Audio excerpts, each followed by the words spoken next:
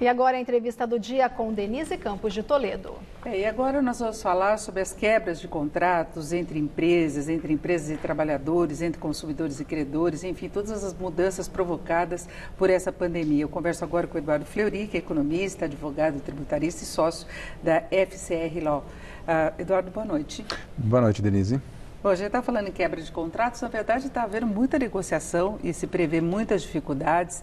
Há uma questão trabalhista colocada aí, que foi mal resolvida pelo governo, quando tentou resolver de domingo para segunda, aquela possibilidade de suspensão dos contratos, né? E o governo não previa qualquer ajuda, agora ele deve vir com algum suporte financeiro. Mas eu queria saber como é que você avalia essa situação, como advogado e também como economista. Primeiro a gente tem que entender que uma empresa, ela trabalha com 3 tipos de contrato. Ela tem um contrato com o cliente dela, ela tem um contrato com o fornecedor dela e ela tem um contrato com o trabalhador, com o empregado. Então, quer dizer, a relação de poder, digamos, de força, é que vai determinar essa negociação. Lógico que normalmente o trabalhador ele é visto como um hipossuficiente e realmente o é, porque ele está numa situação realmente mais fraca na negociação. Agora, a negociação entre cliente e fornecedor, aí vai depender do tamanho da empresa, vai depender do quanto que ela representa para o fornecedor ou para o cliente. Então, quer dizer, tudo isso é uma relação de força e que você tem que negociar bastante. A gente já tem visto vários casos de negociação entre fornecedores e clientes. Por exemplo, a gente teve um caso clássico que apareceu na mídia, dizendo que os donos de shopping center suspenderam o pagamento de aluguel, alguns shopping centers suspenderam o pagamento de aluguel por 2 meses. Esse é um formato de negociação. Lógico, o shopping center está fechado, quer dizer, como é que você vai conseguir faturar para poder pagar, tá certo, o aluguel? É da mesma forma que não vai ter corte de fornecimento de luz, de água, né, numa situação como essa. Exato. E aí quando a gente olha, eu sempre defendi porque esse é um caso que a gente chama de força maior, né? A pandemia é um caso de força maior. Eu defendi no começo um artigo que eu escrevi a semana passada, dizendo que o governo deveria tentar soltar uma medida provisória para regular um pouco essa situação dos contratos, sem falar necessariamente de contrato de trabalho. Estou mais mencionando os contratos entre fornecedores, como disse, e clientes. Então, tentar dar uma direção. Seria interessante que tenha isso, mas no final da história, sem dúvida, as empresas vão ter que negociar com cada um dos fornecedores e clientes para chegar a um ponto de equilíbrio. Cada um vai ter que ceder. A gente está recebendo vários pedidos também como escritório de advocacia e também a gente está fazendo pedidos. Então, quer dizer, é uma negociação constante. Agora, a questão dos trabalhadores é um problema maior e que aí acho que a gente tem que dar um tratamento bem diferente do que tem sido dado até o momento. Tem muita gente que está com dificuldade, nós até conferimos em matérias aqui no Jornal da Gazeta, para comprar comida. São pessoas que perderam renda ou que já foram demitidos de início, que dependendo do ramo de atividade, o comerciante prefere parar, né, pela perspectiva de ficar sem poder trabalhar durante um bom tempo e no final das contas vai cair nas costas do governo, né? O governo tem que ter uma participação muito maior nesse processo. Denise, eu vejo assim, vamos falar um caso típico, um restaurante, né? Os restaurantes vão ficar fechados por 1 mês, pelo menos, vamos dizer bem a verdade, ou mais e provavelmente mais. Então, quer dizer, numa situação como essa, como é que eles conseguem manter o pagamento de folha de salário? Isso é praticamente impossível. Então, eles vão demitir ou vão deixar de pagar. Então, basicamente, é essa a situação. Então, quer dizer, você precisa socorrer essas pessoas. Algumas vezes, os autônomos, né, a gente está vendo até na reportagem anterior do jornal, os autônomos estão sofrendo mais, né? Eles estão sofrendo muito mais por isso, em vista simplesmente porque eles não têm, de uma hora para outra, desaparece a renda deles. Então, você precisa dar um jeito de chegar até ele. Não é tão fácil assim. Você chegar e falar assim, não, estou distribuindo dinheiro aqui, né? Para quem? Precisa se pegar cadastro, precisa se fazer uma porção de coisas para tentar distribuir esse dinheiro. Depois disso, tem as pessoas que estão ainda empregadas. E é aí que a gente entende que o governo deve aprimorar bastante aquela medida provisória, tá certo? No sentido de garantir não só, eventualmente, um alívio para a empresa, mas fundamentalmente para o trabalhador. E para que você continue tendo a relação do trabalho, mas o trabalhador consiga receber também algum valor. Agora, Eduardo, vai haver perda de renda, porque a gente vê algumas indústrias negociando já com os sindicatos essa possibilidade de suspensão dos contratos, como o governo pretendeu fazer com aquela medida provisória lançada no domingo à noite, que depois foi suspensa porque não tinha participação do governo, mas as indústrias esperam que o governo pague seguro-desemprego, o valor semelhante ou 2 vezes, para compensar o que deixaria de ser pago de salário. E pode ser pouco, dependendo do padrão de renda, mas dá um suporte, pelo menos, para a necessidade básica, né? Eu acho que aquela medida provisória precisa vir com uma ajuda bem clara por parte do governo, no sentido de financiar uma parte do seguro-desemprego, mas ainda assim eu acho que é muito pouco, precisa ser feito mais, entendeu?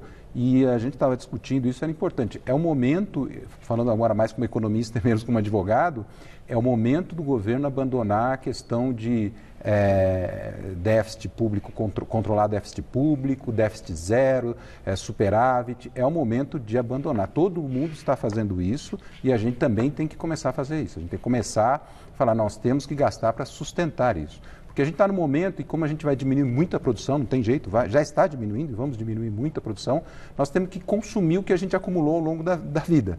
Então é necessário que algumas vezes, tem gente que não tem acúmulo de renda, não tem acúmulo de propriedade, portanto eles precisam ser ajudados. Mas mesmo aquelas pessoas, empresas que têm acúmulo de renda ou de patrimônio, eles têm dificuldade para fazer esse patrimônio virar dinheiro. Quer dizer, quem vai colocar um imóvel para vender hoje? É muito difícil. Então é necessário que o governo entre com financiamentos e, em alguns casos, com doação de dinheiro mesmo. E em muitos casos depois você vai ter uma segunda onda de quebra de contratos, aquele atraso de pagamento de dívidas, de empréstimos, de financiamento. Alguns bancos até estão lançando a ideia de suspender o pagamento por 60 dias, por exemplo. Algumas lojas que também tinham crediário próprio também fazeram a mesma coisa. E isso deveria acontecer de uma forma meio geral para quem tem fôlego financeiro. É uma colaboração até para evitar problemas maiores depois, né? Exato. Se você quebra a renda do trabalhador, ele vai quebrar também a outra cadeia. Com a outra cadeia, o pagamento das parcelas que ele tem que fazer, do financiamento do carro, do financiamento da casa. Então é necessário que você entre com as medidas não só para o trabalhador, para que ele consiga pelo menos ter uma renda para o consumo de alimentos básicos, mas também na outra ponta o trabalhador tem dívidas e é necessário que você suspenda o pagamento. Enfim, você precisa olhar, repito mais uma vez, toda a cadeia. Não dá para você olhar só resolver um problema numa ponta sem resolver das outras pontas. Agora vai ter muito problema sério. Vai ser discutido na justiça, depois isso é inevitável. A gente já vê uma onda de reclamações, por exemplo, acho que foi a primeira na área de turismo, passagem aérea, tudo isso que houve uma quebra. Inclusive tem muito brasileiro no exterior sem condição de voltar para o Brasil porque não tem mais voo. Isso daí, esse é o grande problema de uma falta de regulação imediata do governo. O governo é muito difícil, primeiro vou deixar bem claro, quer dizer, tentar regular tudo isso é muito complicado, são vários tipos de contratos, são várias áreas com regulação específica, mas sem dúvida você vai ter, não talvez nesse momento, mas mais à frente, um fluxo de processos judiciais buscando, digamos assim, diminuir ou recuperar prejuízos que foram tidos anteriormente. O caso das empresas aéreas, foi a medida provisória do governo, falou, olha, pode-se devolver o dinheiro em 12 meses. Então, é um formato que foi feito para tentar resolver. Mas esse é um ponto apenas. Eu acho que a gente tem que trabalhar muito mais com isso e o governo poderia indicar saídas. Óbvio que isso depende muito de negociação, mas sem dúvida o sistema judicial nosso daqui uns 3, 4 meses vai receber uma carga muito grande de novos processos. O governo tem que agilizar as próprias medidas também em relação ao socorro financeiro, liberar o recurso para os estados que estão numa ponta muito complicada de gerenciamento, em vez de ficar esse embate político, né?